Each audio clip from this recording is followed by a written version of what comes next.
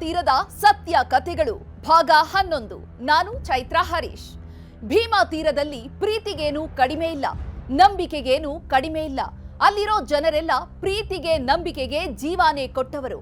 ಅಲ್ಲಿ ಹಣ ಐಶ್ವರ್ಯಕ್ಕಿಂತ ಗುಣ ಮತ್ತು ಪ್ರತಿಷ್ಠೆಯೇ ದೊಡ್ಡದಾಗಿತ್ತು. ದೇಹಿ ಎಂದವರಿಗೆ ಬೇಕಾದ್ದನ್ನ ನೀಡೋ ಮನಸ್ಥಿತಿ ಭೀಮಾ ತೀರದ ಮಕ್ಕಳದ್ದು. ಆ ಪ್ರತಿಷ್ಠೆಗೆ ಬಿದ್ರೆ ಸೂಜಿ ಮೊನೆಯಷ್ಟು ಜಾಗವನ್ನ ಬಿಟ್ಟು ಕೊಡೋದಿಲ್ಲ ಅನ್ನುವಂತಹ ಶಪಥ, ಆ ಶಪಥದ ಫಲಾನೆ ಭೀಮಾ ತೀರದಲ್ಲಿ ನೆತ್ತರು ಹರಿಯೋದಕ್ಕೆ ಶುರು ಮಾಡಿದ್ದು. ಭೀಮೆಯ ಕಥೆಗಳು ಶುರುವಾಗುತ್ತವೆಯೇ ಹೊರತು ಅವುಗಳು ಮುಗಿಯೋದಿಲ್ಲ. ಆ ನೆತ್ತರ ಕಥೆಯನ್ನ ಮುಗಿಸ್ಬೇಕು ಅನ್ನುವಷ್ಟರಲ್ಲಿ ಮತ್ತೊಂದು ಕಥೆ ಶುರುವಾಗಿ ಬಿಡುತ್ತೆ. ಮತ್ತಷ್ಟು ನೆತ್ತರು ಹರಿದು ಬಿಟ್ಟಿರುತ್ತೆ. ಭೀಮಾ ತೀರದಲ್ಲಿ ಹರಿದ ನೆತ್ತರಿಗಿಂತ ಆ ನೆತ್ತರಿನ ಪ್ರತೀಕಾರ ಸೃಷ್ಟಿಸಿದ ಆತಂಕವೇ ಹೆಚ್ಚು. ಪ್ರೀತಿಗೆ ನಂಬಿಕೆಗೆ ಜೋತು ಬಿದ್ದು ಪ್ರಾಣ ತೆಗೆದವರು ಇದ್ದಾರೆ, ಪ್ರತಿಷ್ಠೆಗೆ ಬಿದ್ದು ಪ್ರಾಣ ಕಳೆದುಕೊಂಡವರು ಇದ್ದಾರೆ. ಆ ಕಗ್ಗೊಲೆಗಳ ಲೆಕ್ಕ, ಭೀಕರತೆಯ ಸ್ವರೂಪವನ್ನ ನೆನೆದರೆ ಭೀಮಾ ನದಿ ಈಗಲೂ ಕೆಂಪಾಗಿ ಬಿಡುತ್ತೆ.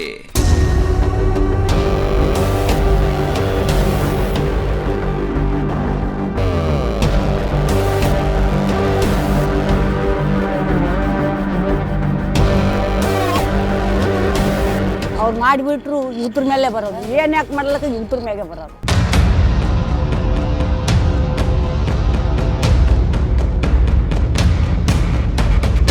ಸಿದ್ದಪ್ಪ ಸಾವ್ಕಾರ ಬರ್ಬರವಾಗಿ ಅವನು ಹೊಡೆದು ಇವತ್ತಿನ ತನನು ಅವನ್ನ ದೇಹವನ್ನ ಹೇಗೆ ಎಲ್ಲಿ ಏನು ಮಾಡಿರುತ್ತೆ ಇವತ್ತಿಗೆ ಯಾರಿಗೂ ಗೊತ್ತಿಲ್ಲ. ಬಸ್ಸಿಗೆ ಒಂದೇ ಬಟ್ ಹಚ್ಚಿದ್ರೆ ನಮ್ಮ ಕಡೆ ನಿಮ್ಮ ನಂದೇನು ಬೈತು ಜವಾಬ್ದಾರಿ ನನಗೆ ಹತ್ತು ಅಂತೇಳಿ. ಈಗ ನಮಗೆ ಆಗಲಾರ್ದಂಥ ವ್ಯಕ್ತಿ ನೀವು ಅವ್ರ ಜೊತೆ ಬೇರೆಯವ್ರ ಜೊತೆ ಕೂತಾಗ ಅವ್ರ ಜೊತೆ ಕೂತಾಗ ಅವ್ರ ಜೊತೆ ಸೇರಿನಂತೂ ಒಂದು ದೊಡ್ಡ ರೂಢಿಗಳು ಪಟ್ಟ ಅವರು ಕಟ್ಟಿಕೊಂಡು.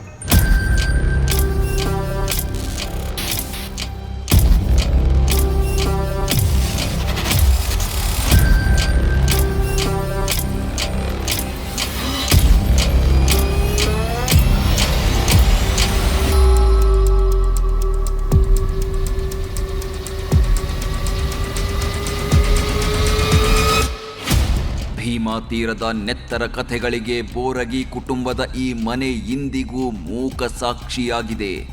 ಊರ್ ಸಾವ್ಕಾರರ ಮನೆ ಈಗ ಬಿಕೋ ಅಂತ ಇದೆ. ಆಗ ಹೇಗಿತ್ತು, ಈಗ ಹೇಗಾಗಿದೆ ನಮ್ಮೂರ ಸಿದ್ದಪ್ಪ ಸಾವ್ಕಾರನ ಮನೆ ಅಂತ. ಅದೆಷ್ಟೋ ಮಂದಿ ಈ ಪಾಳು ಬಿದ್ದ ಮನೆಯನ್ನೇ ನೋಡಿಕೊಂಡು ಕಣ್ಣೀರು ಹಾಕಿದ್ದೂ ಇದೆ. ಆಳು ಕಾಳಿನಿಂದ ತುಂಬಿರ್ತಾ ಇದ್ದ ಮನೆಯಲ್ಲಿ ಈಗ ಕಾಲಿಡೋದಕ್ಕೂ ಸಾಧ್ಯವಿಲ್ಲದ ಮಟ್ಟಕ್ಕೆ ಪಾಳು ಬಿದ್ದಿದೆ. ಇಂಥದ್ದೊಂದು ಕಾಲ ಈ ಮನೆಗೆ ಬರುತ್ತೆ ಅಂತ ಯಾರೊಬ್ಬರೂ ಊಹಿಸಿರ್ಲಿಲ್ಲ. ಅವ್ರು ಮಾಡಿಬಿಟ್ರು ಇವ್ರ ಮೇಲೆ ಬರೋದು, ಏನು ಯಾಕೆ ಮಾಡ್ಲಿಕ್ಕೆ ಇವ್ರ ಮೇಲೆ ಬರೋದು. ಅದು ಸಿದ್ದಪ್ಪನ ಊರಾಗಿದ್ದಿದ್ದಿಲ್ಲ, ಬತ್ತು ಐಮಿ ಬತ್ತು ನಮ್ಗೆ ಬತ್ತಿತ್ತು ಟೈಮೇ ಬತ್ತು. ಈಗ ಅವರು ಹೋದ್ರು ಲಕ್ಷ್ಮಿ ತುಂಬಿದ ಮನೆ, ಎಷ್ಟು ದನ ಕರ ಆಳುಗಳೇನು ಹೋಳುಗಳೇನು ಎಷ್ಟು ಮಂದಿ ಬರೋದೇನು ಕೇಳ್ರಿ. ಕೇಳ್ರಿ, ಹೊಡೆದಾರ್ದಂಗೆ ಮನ್ಯಾಗ ತುಂಬದಂಗೆ ರಾತ್ರಿ ಮಾಡೇ ಸಾತ್ಲಾಕಿ ನಿರ್ಮಲ ಮಾಡೇ ಸಾತ್ಲು. ಎಷ್ಟು ಮಂದಿಗೆ ಹೊಡ್ಕೊಂಡು ಬರ್ತಿದ್ದು ಅಡುಗೆ ಮಾಡಬೇಕೆ ಅದೇ ಬಂದು ಮೊನ್ನೆ ಹತ್ತು ಕೂತು ಹೋದ್ಲು. ಹೀಗೆ ಪಾಳು ಬಿದ್ದ ಮನೆ ಮುಂದೆ ಕೂತ್ಕೊಂಡು ಸಿದ್ದಪ್ಪ ಸಾವ್ಕಾರ ಇರೋ ತನಕ ಈ ಮನೆ ಹೇಗಿತ್ತು ಅನ್ನೋದನ್ನ ನೆನೆಸ್ಕೊಂಡು ಕಣ್ಣೀರು ಹಾಕ್ತಾ ಇರೋ ಇವರು ಇದೇ ಬೋರಗಿ ಕುಟುಂಬದ ಹೆಣ್ಣು ಮಗಳು. ಸಿದ್ದಪ್ಪ ಸಾವ್ಕಾರ, ಶಿವಾಜಿ ಬೋರಗಿ ಎಲ್ಲರನ್ನೂ ನೋಡಿದ ಈ ಹಿರಿ ಜೀವ ಈಗ ಅದೇ ಮನೆ ಪಾಳು ಬಿದ್ದಿರೋದನ್ನ ನೋಡಿ ಕಣ್ಣೀರು ಹಾಕ್ತಿದೆ. ಇಂಥದ್ದೊಂದು ಪರಿಸ್ಥಿತಿ ಈ ಮನೆಗೆ ಬಂದಿದ್ದು ಸಿದ್ದಪ್ಪ ಸಾವ್ಕಾರನ ನಿಗೂಢ ಸಾವಿನ ನಂತರ.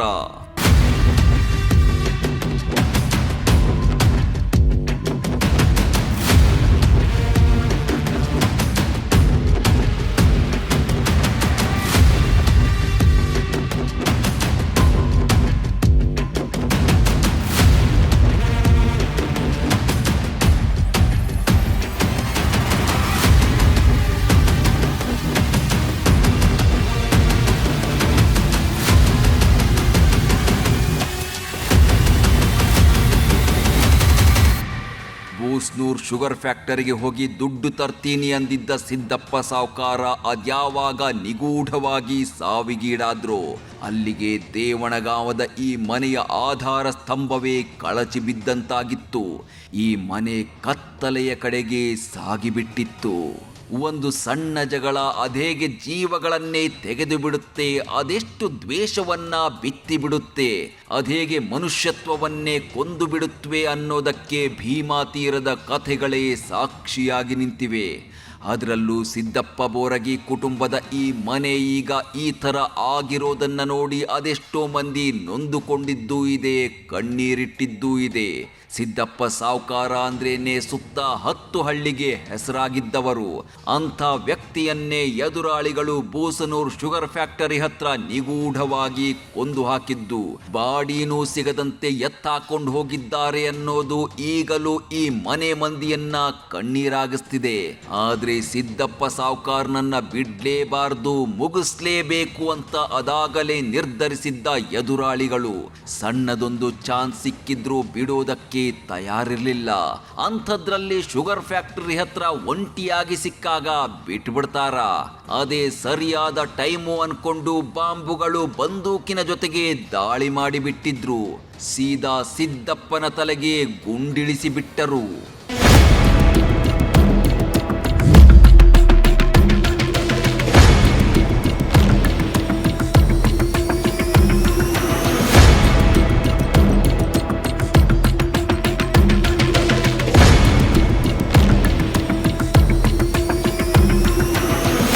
ಸಿದ್ದಪ್ಪ ಸಾವ್ಕಾರ್ನ ಹೆಣವೂ ಸಿಗದಂತೆ ಕೊಂದು ಹಾಕಿದ್ದ ಎದುರಾಳಿಗಳು ಆತನನ್ನ ಎಲ್ಲಿ ಬಿಸಾಕಿದ್ರು, ಎಲ್ಲಿ ಹೂತಾಕಿದ್ರು ಅನ್ನೋ ಸಣ್ಣ ಸುಳಿವೂ ಸಿಗಲಿಲ್ಲ.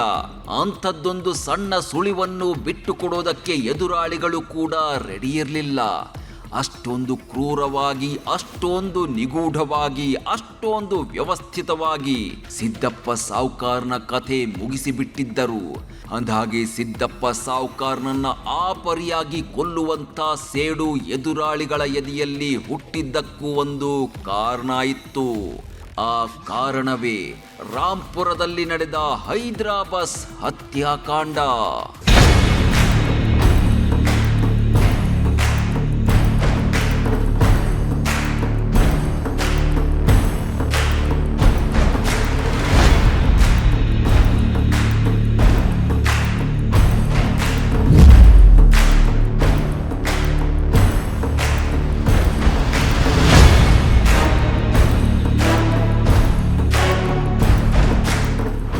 ಎಸ್, ಹೊಲದ ಬದುವಿನ ಜಗಳಕ್ಕಾಗಿ ಸಿದ್ದಪ್ಪ ಸಾವ್ಕಾರ್ನ ತಂದೆಯ ಕೊಲೆಯಾಗಿತ್ತು. ಆ ಕೊಲೆಗೆ ಪ್ರತೀಕಾರ ತೀರಿಸ್ಕೊಳ್ಬೇಕು ಅಂತ ಸಿದ್ದಪ್ಪ ಸಾವ್ಕಾರ ಕೇಶಪ್ಪ ತಾವರ್ಕೇಡ್ ಜೊತೆ ಸೇರ್ಕೊಂಡು ತನ್ನ ತಮ್ಮ ಶಿವಾಜಿ ಬೋರಗಿಯನ್ನು ಜೊತೆಗಿಟ್ಕೊಂಡು ಹೈದರಾಬಾದ್ನಲ್ಲಿ ಎದುರಾಳಿಗಳನ್ನ ಹತ್ಯೆ ಮಾಡಿಬಿಟ್ಟಿದ್ರು.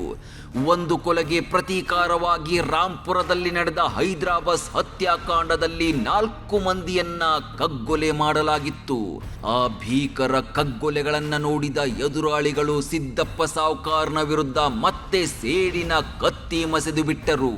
ಇಷ್ಟೊಂದು ಭೀಕರವಾಗಿ ಕೊಂದ ಸಿದ್ದಪ್ಪ ಸಾವ್ಕಾರ್ನನ್ನ ಉಳಿಸಲೇಬಾರದು, ನರಳಿ ನರಳಿ ಸಾಯುವಂತೆ ಮಾಡಬೇಕು ಅಂತ ನಿರ್ಧರಿಸಿದ್ದ ವಿರೋಧಿಗಳು ಶುಗರ್ ಫ್ಯಾಕ್ಟರಿ ಹತ್ರ ಒಬ್ಬನೇ ಸಿಕ್ಕಾಗ ಬಾಂಬುಗಳಿಂದ ದಾಳಿ ನಡೆಸಿ ಬಂದೂಕಿನಿಂದ ಬುಲೆಟ್ ಹಾರಿಸಿ ಬಿಟ್ಟರು.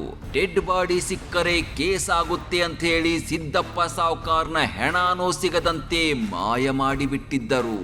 ಇದು ಸಿದ್ದಪ್ಪನ ತಮ್ಮ ಶಿವಾಜಿ ಬೋರಗಿಯನ್ನ ಕೆರಳಿಸಿ ಬಿಟ್ಟಿತ್ತು.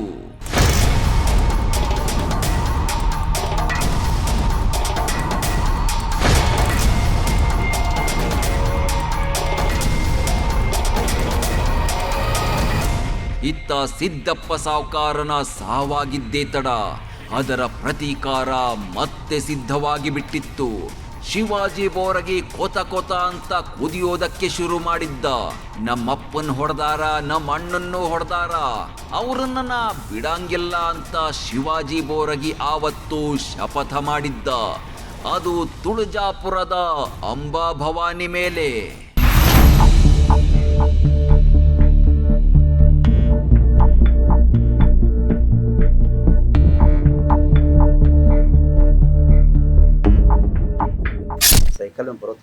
ಸಿದ್ದಪ್ಪ ಸಾವ್ಕಾರ ಬರ್ಬರವಾಗಿ ಅವನು ಹೊಡೆದು ಇವತ್ತಿನ ತನೂ ಅವನ್ನ ದೇಹವನ್ನ ಹೇಗೆ ಎಲ್ಲಿ ಏನು ಮಾಡಿರುತ್ತೆ ಇವತ್ತಿಗೆ ಯಾರಿಗೂ ಗೊತ್ತಿಲ್ಲ. ಯಾರಿಗೆ? ಸಿದ್ದಪ್ಪ ಬೋರಿಗೆ. ಇದನ್ನ ಒಂದು ಚಾಲೆಂಜ್ ಆಗಿ ತಗೊಂಡು ಅವ್ರ ಸಹೋದರ ಶಿವಾಜಿ ಬೋರ್ಗಿ ನಮ್ಮ ಅಣ್ಣನನ್ನ ಬರ್ಬರೋಗೆ ಹತ್ಯೆ ಮಾಡಿದಂಥ ವ್ಯಕ್ತಿಗಳನ್ನು ನಾನು ಇವತ್ತಿನ ಹಿಡ್ಕೊಂಡು ಪ್ರತಿಜ್ಞೆ ಮಾಡಿ ಅವ ಈ ಫೀಲ್ಡಿಗೆ ಹೇಳ್ತಾನೆ. ಶಿವಾಜಿ ಬೋರ್ಗಿ ಅವ್ರ ಬ್ರದರ್. ಸಿದ್ದಪ್ಪ ಬೋರಗಿ ತುಳಜಾಪುರದ ಅಂಬಾ ಭವಾನಿಯ ಪರಮ ಭಕ್ತ. ಶಿವಾಜಿ ಬೋರಗಿನು ಅಂಬಾ ಭವಾನಿಯನ್ನ ಆರಾಧಿಸೋ ಭಕ್ತನಾಗಿದ್ದ. ಹಿಂಗಾಗಿನೇ ಬೋರಗಿ ಕುಟುಂಬದ ಮನೆಯ ತಲಬಾಗಿಲಿಗೆ ಅಂಬಾ ಭವಾನಿ ಅಂತಾನೆ ಹೆಸರಿಟ್ಟಿದ್ರು. ಆ ಅಂಬಾ ಭವಾನಿ ಹೆಸರಲ್ಲೇ ಶಿವಾಜಿ ಬೋರಗಿ ಶಪಥ ಮಾಡಿದ್ದ. ಆ ಶಪಥಾನೇ ನಮ್ಮಣ್ಣನ ಕೊಂದವರನ್ನ ಬಿಡೋದಿಲ್ಲ ಅನ್ನೋದು. ಆ ಶಪಥಕ್ಕೆ ಆವತ್ತು ಸಾಕ್ಷಿಯಾಗಿದ್ದು ಹತ್ತಿರದ ಸಂಬಂಧಿ ಸಿದ್ದಪ್ಪ ಸಾವ್ಕಾರನ ಪರಮಾಪ್ತ ಗೆಳೆಯ ಕೇಶಪ್ಪ ಧಾವರ್ಖೇಡ.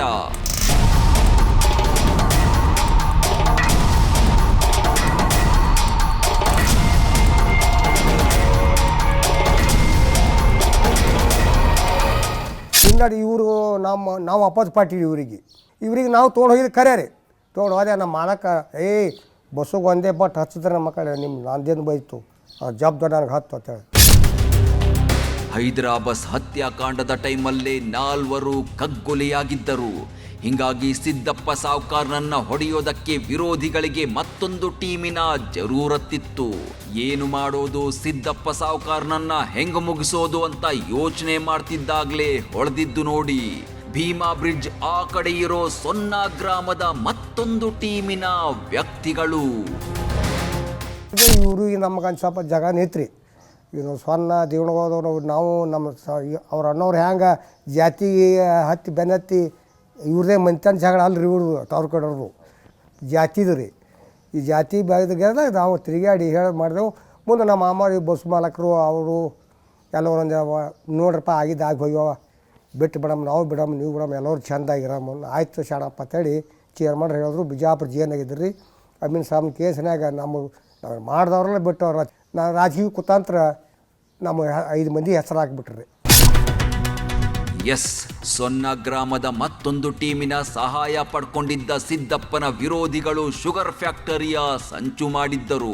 ಭೀಮಾ ಬ್ರಿಡ್ಜಿನ ಆ ಕಡೆ ಇರೋ ದೇವಣಗಾವದಲ್ಲಿ ಸಿದ್ದಪ್ಪ ಸಾವ್ಕಾರ್ನನ್ನ ಹೊಡೆಯೋ ಪ್ಲಾನ್ ಆಗಿದ್ರೆ ಅದಕ್ಕೆ ಸಾಥ್ ನೀಡಿದ್ದು ಭೀಮಾ ಬ್ರಿಡ್ಜಿನ ಈ ಕಡೆ ಇರೋ ಸೊನ್ನ ಗ್ರಾಮದ ಪವರ್ಫುಲ್ ವ್ಯಕ್ತಿಗಳು. ದೇವಣಗಾವದ ಊರಿನೊಳಗಿನ ಜಗಳದಲ್ಲಿ ಸಿದ್ದಪ್ಪ ಸಾವ್ಕಾರ್ನನ್ನ ಹೊಡೆಯೋ ವಿಚಾರದಲ್ಲಿ ಸೊನ್ನದ ಸಾವ್ಕಾರ್ ಟೀಮ್ ಒಂದು ಸೇರ್ಕೊಂಡು ಬಿಟ್ಟಿತ್ತು.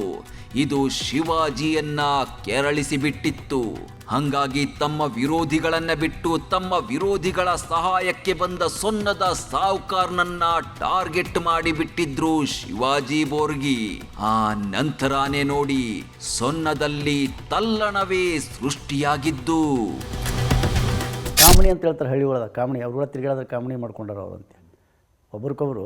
ಈಗ ನಮಗೆ ಬರಲಾರ್ದಂಥ ವ್ಯಕ್ತಿ ನೀವು ಅವ್ರ ಜೊತೆ ಬೇರೆಯವ್ರ ಜೊತೆ ಕೂತಾಗ ಅವ್ರ ಜೊತೆ ಕೂತಾಗ ಅವ್ರ ಜೊತೆ ಸೇರಿನಂತ ಒಂದು ಕಾರಣಾಂತರ ಇದರಿಂದ ಒಂದಕ್ಕೊಂದು ಇದಾಗಿ ಈ ದೊಡ್ಡ ಪ್ರಮಾಣಕ್ಕೆ ಈ ಭಾಗದಲ್ಲಿ ದೊಡ್ಡ ರೌಡಿಗಳು ಪಟ್ಟ ಅವರು ಕಟ್ಟಿಕೊಂಡ್ರು.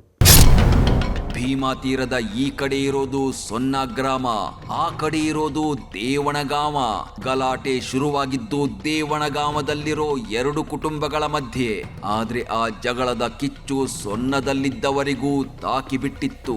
ನಮ್ಮ ಜಗಳದಲ್ಲಿ 3ನೆಯವರು ಬಂದ್ರಲ್ಲ ಅಂತೇಳಿ ಆ 3ನೆಯವರ ಕಥೆಯನ್ನೇ ಮುಗಿಸೋದಕ್ಕೆ ಸಜ್ಜಾಗಿ ಬಿಟ್ಟರು ಶಿವಾಜಿ ಬೋರಗಿ.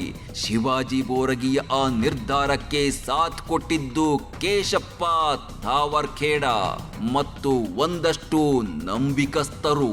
ತನ್ನ ಅಣ್ಣನ ಕೊಲೆಯಲ್ಲಿ ಭಾಗಿಯಾಗಿದ್ದ 3ನೇ ವ್ಯಕ್ತಿ ಸೊನ್ನದ ಸಾವ್ಕಾರರು ಯಾವಾಗ ಎಲ್ಲಿ ಸಿಗ್ತಾರೋ ಅಲ್ಲೇ ಹೊಡೆದು ಹೆಣ ಕೆಡಬೇಕು ಅಂತ ಶಿವಾಜಿ ಟೀಮು ನಿರ್ಧರಿಸಿ ಬಿಟ್ಟಿತ್ತು. ಹಂಗಾಗಿ ಸೊನ್ನದಿಂದ ಹಿಡಿದು ವಿಜಯಪುರದ ತನಕ, ಅಫ್ಜಲ್ಪುರದಿಂದ ಹಿಡಿದು ಕಲಬುರಗಿ ತನಕ ಎಲ್ಲ ಕಡೆಗಳಲ್ಲೂ ಮಾಹಿತಿ ಕಲೆ ಹಾಕುವುದಕ್ಕೆ ಇನ್ಫಾರ್ಮರ್ಗಳನ್ನ ಬಿಟ್ಟಿದ್ದರು. ಹೀಗಿದ್ದಾಗ್ಲೇ ನೋಡಿ ಒಂದು ದಿನ ಸುದ್ದಿ ಬಂದಿತ್ತು, ತಮ್ಮ 3ನೇ ಎದುರಾಳಿ ಸೊನ್ನದ ಸಾವುಕಾರ ವಿಜಯಪುರಕ್ಕೆ ಬರ್ತಿದ್ದಾನೆ, ಅದು ಕಮಾಂಡರ್ ಜೀಪಲ್ಲಿ ಅಂತ. ಯಾವಾಗ ಇಂಥದ್ದೊಂದು ವಿಷಯ ಶಿವಾಜಿಯ ಕಿವಿಗೆ ಬಿದ್ದಿತ್ತು, ಆ ಕಮಾಂಡರ್ ಜೀಪಿನ ಬೆನ್ನತ್ತಿತು ನೋಡಿ ಶಿವಾಜಿ ಟೀಮು.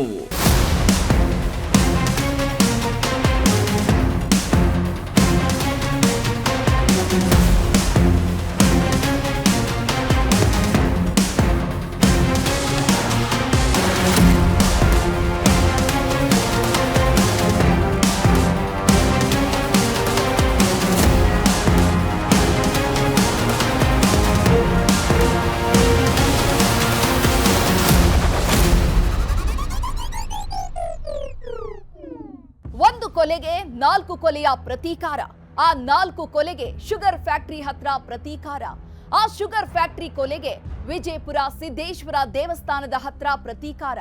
ಸೊನ್ನದ ಸಾವುಕಾರ ಜೀಪಲ್ಲಿ ವಿಜಯಪುರಕ್ಕೆ ಬರ್ತಾರೆ ಅಂತ ಗೊತ್ತಾಗಿದ್ದೇ ತಡ, ಅವರ ಹತ್ಯೆಗೆ ಶಿವಾಜಿ ಬೋರಗಿ ಟೀಮು ರೆಡಿಯಾಗಿ ಬಿಟ್ಟಿತ್ತು. ಶಿವಾಜಿ ಬೋರಗಿ ಪ್ರತೀಕಾರದ ಕಿಚ್ಚಿನಲ್ಲಿ ಬೇಯ್ತಾ ಇದ್ದ. ತನ್ನ ಅಣ್ಣ ಸಿದ್ದಪ್ಪ ಸಾವುಕಾರನ ಸಾವನ್ನ ಅರಗಿಸಿಕೊಳ್ಳಲಾಗದೆ ಪ್ರತೀಕಾರಕ್ಕಾಗಿ ಕಾಯ್ತಾ ಇದ್ದ. ಇತ್ತ ಕೇಶಪ್ಪ ತಾವರ್ಕೇಡ್ ಕೂಡ ಪರಮಾಪ್ತ ಗೆಳೆಯ ಸಿದ್ದಪ್ಪನನ್ನ ಕೊಂದ ವಿರೋಧಿಗಳನ್ನ ಮುಗಿಸ್ಲೇಬೇಕು ಅಂತ ಹಠಕ್ಕೆ ಬಿದ್ದಿದ್ದ. ದೋಸ್ತಿಗಾಗಿ ಜೀವ ಕೊಡೋದಕ್ಕೆ ರೆಡಿಯಾಗಿದ್ದ ಕೇಶಪ್ಪ ತಾವರ್ಖೇಡ ದೋಸ್ತನ ಜೀವ ತೆಗೆದ ಎದುರಾಳಿಗಳನ್ನ ಕೊಲ್ಲೋದಕ್ಕೆ ಪಣ ತೊಟ್ಟು ನಿಂತಿದ್ದ. ಹೀಗೆ ಪ್ರತೀಕಾರಕ್ಕೆ ನಿಂತಿದ್ದವರಿಗೆ ಆ ಕ್ಷಣಕ್ಕೆ ಬೇಕಾಗಿದ್ದು ಏನು ಗೊತ್ತಾ? ಬಂದೂಕುಗಳು, ಮದ್ದು ಗುಂಡುಗಳು.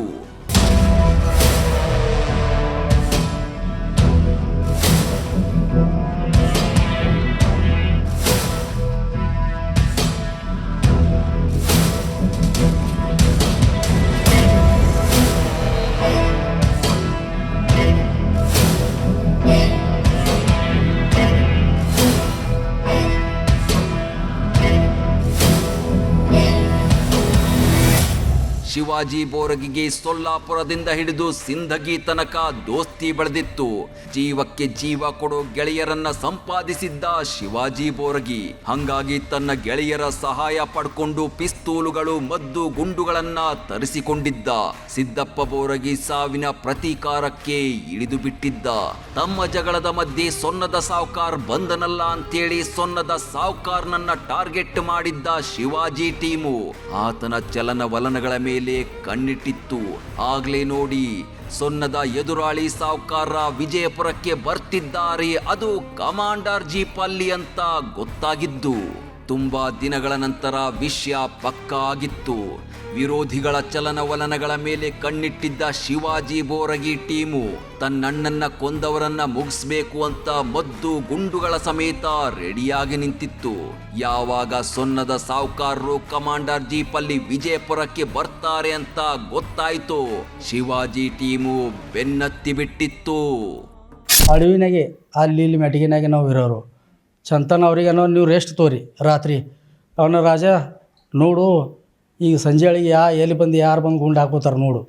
ಆ ಎಳಿಗೆ ನಾ ಏನು ಮಾಡವ, ರಾತ್ರಿ ಬೆಳಗಾನ ಅಲ್ಲೇ ಕುಂಡ್ರವ ನಾವು ಹೊರಗೆ ಲಕ್ಷ ಇಟ್ಟು ಕಾಯ್ಕೋತ ಕುಂಡ್ರವ. ಮತ್ತು ಮುಂಜಾನೆ ತಂದು ಥೋಡೆ ರೆಸ್ಟ್ ತೊಗೊಳವ ನಾವು, ಮತ್ತು ಅವ ಆ ಕಡೆ ಈ ಕಡೆ ತಿರುಗಾಡೋರು. ಯಾವಾಗ್ಲೂ ಕಮಾಂಡರ್ ಜೀಪಲ್ಲೇ ಓಡಾಡ್ತಿದ್ದ ಸೊನ್ನದ ಸಾವುಕಾರರು ವಿಜಯಪುರ ಜಿಲ್ಲೆಯಲ್ಲಿ, ಕಲಬುರಗಿ ಜಿಲ್ಲೆಯಲ್ಲಿ ತಮ್ಮದೇ ಆದ ಕಮಾಂಡ್ ಇಟ್ಕೊಂಡಿದ್ರು. ಹೇಳಿ ಕೇಳಿ ಸಾವುಕಾರರಾಗಿದ್ರಿಂದ ದುಡ್ಡಿಗೇನು ಬರ ಇರಲಿಲ್ಲ. ಯಾವಾಗ್ಲೂ ಐಷಾರಾಮಿಯಾಗಿ ಬದುಕ್ತಾ ಇದ್ದ ಸಾವುಕಾರರು ಎಲ್ಲ ಕಡೆ ತಮ್ಮದೇ ಜೀಪಲ್ಲಿ ಓಡಾಡ್ತಿದ್ರು. ಆದ್ರೆ ಆ ಜೀಪು ಅದೊಂದು ದಿನ ರಿಪೇರಿಗೆ ಬಂದಿತ್ತು. ಆ ಜೀಪನ್ನ ರಿಪೇರಿ ಮಾಡಿಸ್ಬೇಕು ಅಂತ ವಿಜಯಪುರಕ್ಕೆ ಬಂದು ನಿಂತಿದ್ರು. ಹೀಗೆ ಸೊನ್ನದಿಂದ ಹೊರಟ ಸಾವುಕಾರರು ಭೀಮಾ ಬ್ರಿಡ್ಜ್ ಅನ್ನ ದಾಟಿ ದೇವಣಗಾಂವದ ಮೂಲಕ ವಿಜಯಪುರಕ್ಕೆ ಬಂದು ಬಿಟ್ಟಿದ್ರು. ವಿಜಯಪುರದ ಸಿದ್ದೇಶ್ವರ ದೇವಸ್ಥಾನದ ಸಮೀಪ ಬಂದ ಸೊನ್ನದ ಸಾವುಕಾರರು ದೇವರಿಗೆ ಕೈ ಮುಗಿದು ಎಲ್ರಿಗೂ ಒಳ್ಳೇದು ಮಾಡಪ್ಪ ದೇವ್ರೇ, ಎಲ್ರನ್ನೂ ಕಾಪಾಡಪ್ಪ ಭಗವಂತ ಅಂತ ನಮಸ್ಕಾರ ಮಾಡಿದ್ರು. ಹೀಗೆ ನಮಸ್ಕಾರ ಮಾಡಿ ಬಂದವರೇ ಸಿದ್ದೇಶ್ವರ ದೇವಸ್ಥಾನದ ಪಕ್ಕದಲ್ಲೇ ಇದ್ದ ಗ್ಯಾರೇಜ್ ಒಂದರಲ್ಲಿ ಜೀಪ್ ನಿಲ್ಲಿಸಿದ್ರು. ರಿಪೇರಿ ಮಾಡ್ಕೊಡಪ್ಪ ಅಂತ ಮೆಕ್ಯಾನಿಕ್ ಹೇಳಿದ್ರು.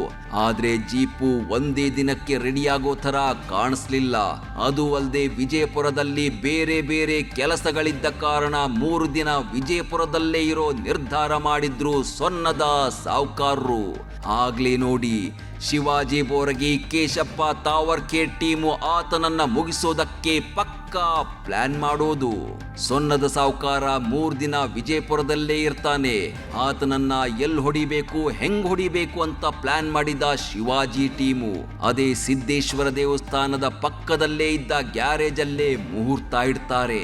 ಹೆಂಗಿದ್ರು ಜೀಪ್ ತಗೊಂಡು ಹೋಗೋದಕ್ಕೆ ಆತ ಬರ್ಲೇಬೇಕು, ಅಲ್ಲೇ ಮುಗಿಸಿದ್ರಾಯ್ತು ಅಂತ ನಿರ್ಧರಿಸಿ ಬಿಡ್ತಾರೆ. ಪ್ಲಾನ್ ಪ್ರಕಾರವಾಗಿಯೇ ಆತ ಗ್ಯಾರೇಜಿಗೆ ಬರ್ತಾ ಇರೋದನ್ನೇ ಕಾಯ್ತಾ ಇರುತ್ತೆ ಶಿವಾಜಿ ಟೀಮು. ಹೀಗೆ ಕಾದು ಕುಳಿತಿದ್ದಾಗಲೇ ಸೊನ್ನದ ಸಾವುಕಾರ ಗ್ಯಾರೇಜಿಗೆ ಬಂದೇ ಬಿಡ್ತಾರೆ.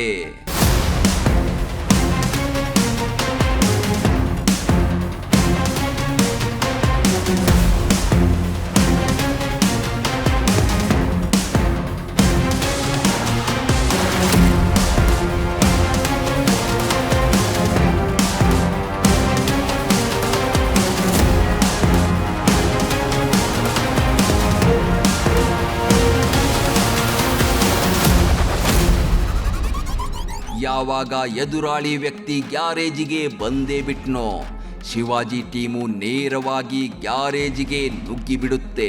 ಚೇರ್ ಮೇಲೆ ಕುಳಿತಿದ್ದ ಸೊನ್ನದ ಸಾವುಕಾರನ ಬೆನ್ನ ಹಿಂದೇನೆ ನಿಂತು ಬಿಡುತ್ತೆ. ಯಾರೋ ಹಿಂದೆ ಬಂದು ನಿಂತಿದ್ದಾರಲ್ಲ ಅಂತ ಆತ ತಲೆ ತಿರುಗಿಸಿ ನೋಡೋಷ್ಟ್ರಲ್ಲಿ ಶಿವಾಜಿ ಬೋರಗಿ, ಕೇಶಪ್ಪ ತಾವರ್ಕೇಡ್ ಮತ್ತು ಆತನ ಜೊತೆಗಿದ್ದ ನಂಬಿಕಸ್ಥರೆಲ್ಲ ಸೇರ್ಕೊಂಡು ಸೊನ್ನದ ಸಾವುಕಾರ ಮೇಲೆ ಗುಂಡಿನ ದಾಳಿ ನಡೆಸ್ತಾರೆ.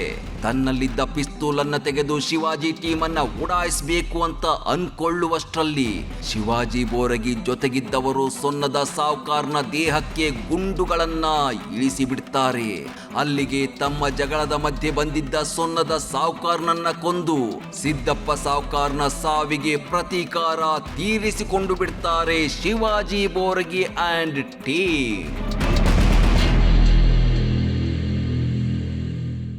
ಸೊನ್ನದ ಸಾವುಕಾರರು ಅಂದ್ರೆ ಅವರೇನು ಸಣ್ಣವರಾಗಿರ್ಲಿಲ್ಲ. ಸುತ್ತ 10 ಜನರಿಗೆ ಬೇಕಾಗಿದ್ದ ವ್ಯಕ್ತಿಯಾಗಿದ್ರು. ನ್ಯಾಯ ಪಂಚಾಯಿತಿ ಮಾಡ್ತಿದ್ದ ಪ್ರಬಲ ಸಮುದಾಯದ ಮುಖಂಡರಾಗಿದ್ರು. ಅಂಥವರನ್ನ ಶಿವಾಜಿ ಟೀಮು ಹತ್ಯೆ ಮಾಡಿತ್ತು. ಅಲ್ಲಿಗೆ ಪ್ರತೀಕಾರ ಎಲ್ಲ ಮುಗೀತು ಅಂತ ಅನ್ಕೋಬೇಡಿ. ಸೊನ್ನದ ಸಾವುಕಾರನ್ನ ಹೊಡೆದಿದ್ದಕ್ಕೆ ಮತ್ತೊಂದು ಟೀಮು ಪ್ರತೀಕಾರಕ್ಕೆ ಇಳಿದು ಬಿಟ್ಟಿತ್ತು. ಆ ಟೀಮಿನ ಟಾರ್ಗೆಟ್ ಆಗಿದ್ದು ಶಿವಾಜಿ ಬೋರಗಿ ಅಲ್ಲ, ಒಬ್ಬ ರಾಜಕೀಯ ನಾಯಕ. ಆತ ಯಾರು? ಸೊನ್ನದ ಸಾವುಕಾರ ಸಾವಿನ ಪ್ರತೀಕಾರಕ್ಕೆ ಯಾರ ಹೆಣ ಬಿತ್ತು? ಭೀಮಾ ತೀರದ ಆ ರಣರೋಚಕ ಸ್ಟೋರಿಯನ್ನ ಹೇಳ್ತೀವಿ ಮುಂದಿನ ಎಪಿಸೋಡ್ನಲ್ಲಿ. ಅಲ್ಲಿವರೆಗೂ ನೋಡ್ತಾ ಇರಿ ನ್ಯೂಸ್ 18, ಜಾಲ ನಮ್ಮದು, ಬಲ ನಿಮ್ಮದು.